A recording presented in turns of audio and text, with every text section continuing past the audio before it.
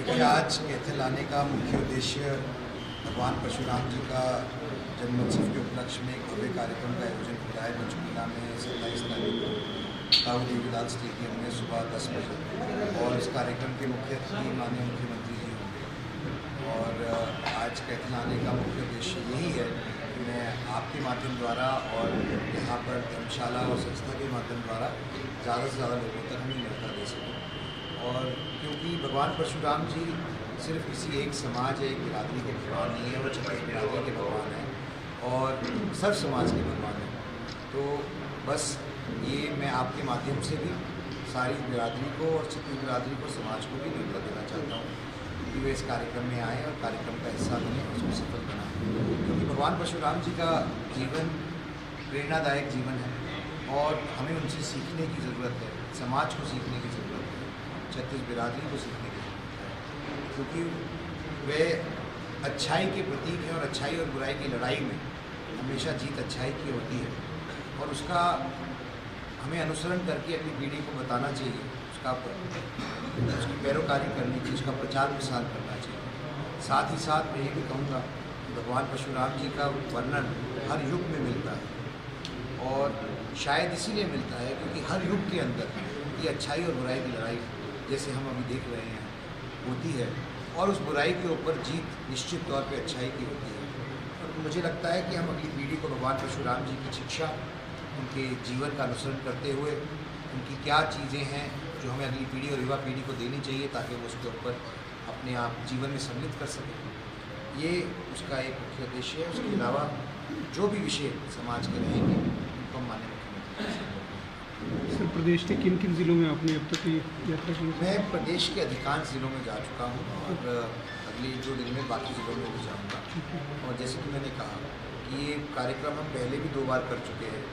2012 में हमने परशुराम जी का महाकुंभ किया था करनाल में 11 दिसंबर 2022 में, और पिछले साल भी कार्यक्रम करनाल में। तो इस बार जगह चिन्हित पंचकुला की गई है।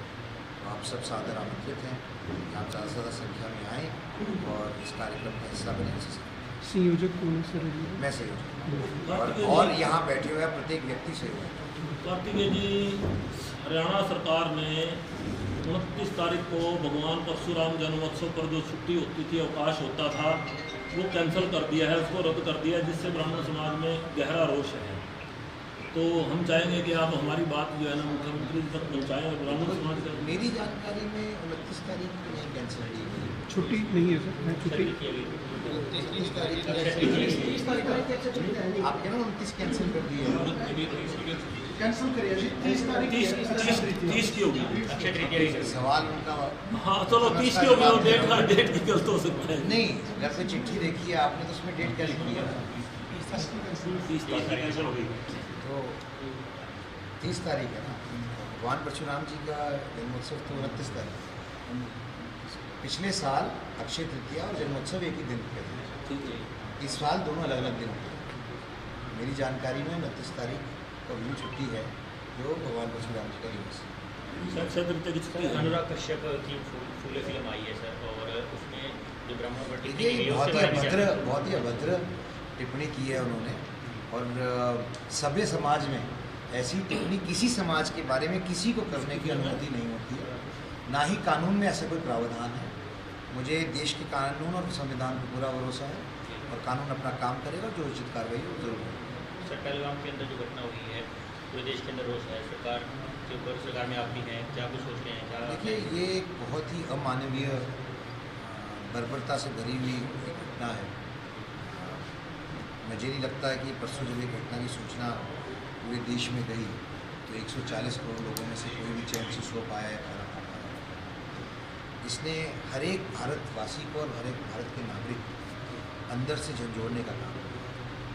और मैं आपके माध्यम से ये बात बोलना चाहता हूँ कि जो लोग इसके पीछे हैं वह ये समझ लें कि भारत और भारत सरकार वो नहीं है जिसको वो सोचते हैं।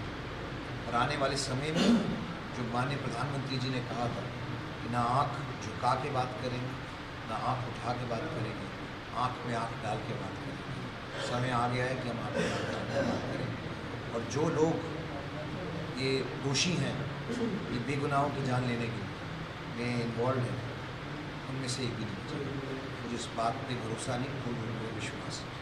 सर, एक तरफ प्रधानमंत्री ने विदेश दौरा कैंसिल किया, दूसरी तरफ बिहार में रैली हो रही है सर, इस पर क्या कहना चाहिए? ये एक कार्यक्रम था जहाँ पर पंचायती राज का कार्यक्रम था, इसके पूरे देश में प्रसारण हो रहा है और पूरे देश के सरपंच जुड़े हुए थे उसमें। उसके अंदर अधिकारी कार्यक्रम में उन्होंने शिरकत की और उन्होंने सारे कार्यक्रम किए। और मुझे नहीं लगता है कि इस विषय के ऊपर राजनीति करनी चाहिए राजनीतिक दलों को या विपक्षी पार्टियों को।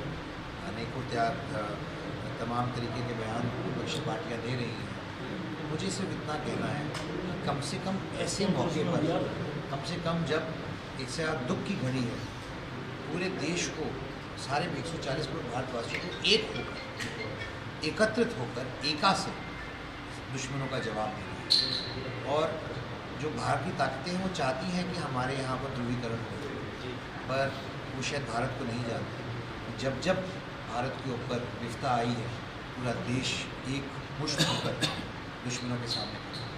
सर, इस पहलगाम की जो घटना हुई है इसको हिंदू मुस्लिम से भी जोड़कर देखा जा रहा है और साफ तौर पर जितने भी देखिए, ये घटना देश के दुश्मनों ने की जी, और जो देश के दुश्मन हैं उनको करारा जवाब मिलेगा।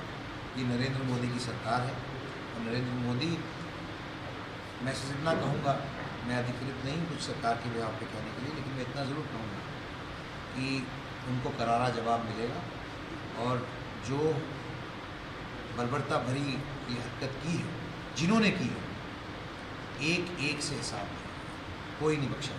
कार्तिकेय जी, ब्राह्मण आयोग का गठन करने की बात सरकार ने भी की थी और समाज की भी मांग थी, तो उस दिशा में कुछ आगे प्रयास चल रहे हैं अभी? सरकार ने कब की थी उसकी मुझे जानकारी नहीं है, हमने तो ये बात रखी थी और हम अपनी बात जरूर रखी थी, तो उसमें कोई लेकिन आगे कोई सरकार ने तो कभी नहीं।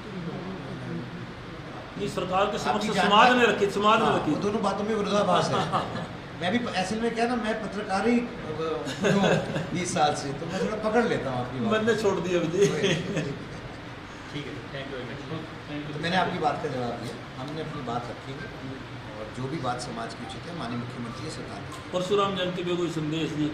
देखिए, मेरा सबसे बड़ा संदेश तो ये है कि ये भगवान परशुराम जी का जन्मोत्सव है और ये हम पहले 2 सफल कार्यक्रमों का आयोजन कर चुके हैं, ये तीसरा कार्यक्रम है और प्रयास ये है कि भगवान परशुराम जी के जीवन का अनुसरण करें और उनका जो संदेश है, जो उनकी शिक्षा है, उसको बढ़ाने का काम करें।